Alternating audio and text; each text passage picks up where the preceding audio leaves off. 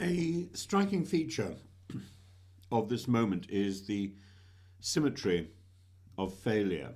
Rachel Reeves criticising Donald Trump for entering a war without an exit plan. Well, her own position reveals a similar absence of preparation, doesn't it? Not military, but economic, not strategic, but fiscal. This is not simply a clash of personalities, it's a case study in how modern governments react when events outrun planning. Beginning with Rachel Reeves' central charge, she calls the war a folly. I don't disagree with her. Her reasoning is clear. No defined objective, no defined end state, no clear pathway from escalation to resolution. In classical strategy, it's fatal. From Karl von Clausewitz onwards, war requires political purpose. Without it, violence drifts. Trump's approach appears impulsive, a blockade on the Strait of Hormuz, strikes without a stable diplomatic framework, negotiations in Islamabad collapsing almost immediately, oil prices surging past $100 per barrel with forecasts towards 150. The International Monetary Fund now warns of a near recession scenario.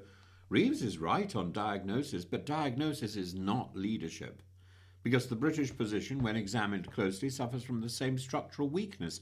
It lacks anticipation, it lacks planning. The Chancellor speaks of frustration, she speaks of anger, she speaks of consequences for British families, all valid. Yet these are reactive statements. They follow events rather than shape them. Consider the economic shock. Around 20% of global energy flows through Hormuz. We know this. Even partial disruption produces immediate price volatility. Britain imports a large share of its energy. Over 70% of demand still tied to oil and gas. That creates exposure. And where was the contingency planning? No rapid fiscal package, no fuel duty adjustment, no immediate subsidy framework comparable to Ireland's €500 million intervention, no accelerated industrial relief. Instead, committees, reviews, statements about future principles. That's not planning, that's administration. And the contrast becomes sharper when one looks at timing. Reeves delivered a spring statement projecting in falling inflation, falling borrowing, steady growth. Within weeks, the entire framework collapsed under global pressure. That in itself is not a failure. External shocks occur. The failure lies in the absence of resilience built into the model. In strategic terms, both Washington and London made the same mistake. They assumed continuity in a discontinuous world. Trump assumed coercion would produce compliance. Instead, Iran responded asymmetrically, restricting shipping, raising global costs, gaining leverage. Reeves assumed stability would continue. Instead, a single global rupture exposed structural vulnerabilities in energy dependence, fiscal flexibility, and industrial policy. So both are caught out, one in war, the other in economics, and there's also a deeper political tension. Reeves' criticism risks the special relationship. Keir Starmer attempts to avoid direct blame.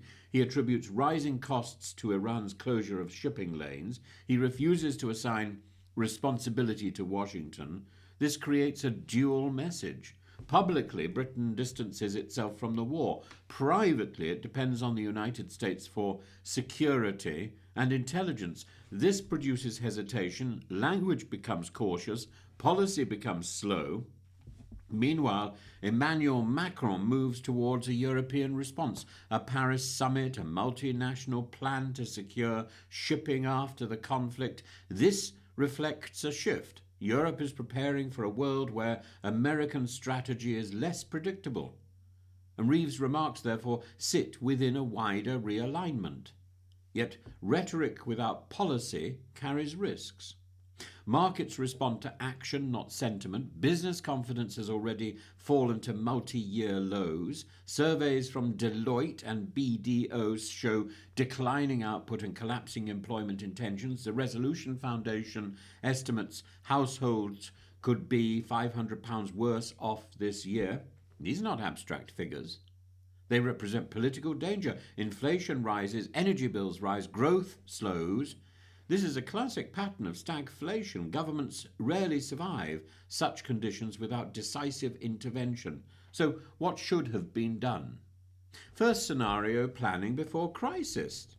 Energy shocks linked to Iran have been predictable for decades. The vulnerability of Hormuz is well known. Second, rapid fiscal response.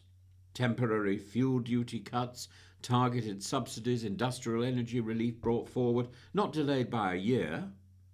Third, supply diversification. North Sea policy, renewables, nuclear, all require coherence rather than ideological division.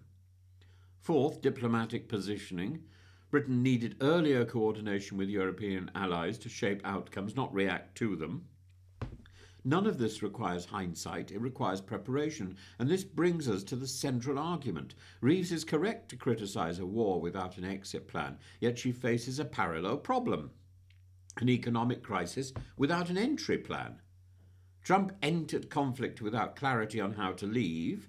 Reeves entered crisis without clarity on how to respond. Both reveal a wider truth about contemporary government and control. Systems are optimized for stability, not for disruption. When disruption comes, leaders speak before they act. The result is a politics of exposure. Exposure of strategic weakness in Washington, exposure of economic fragility or stupidity in London. And the consequences are already visible: strained alliances, rising costs, declining confidence, a global system under pressure. And the lesson is not partisan, it is structural. Planning matters most before events begin, not after they unfold.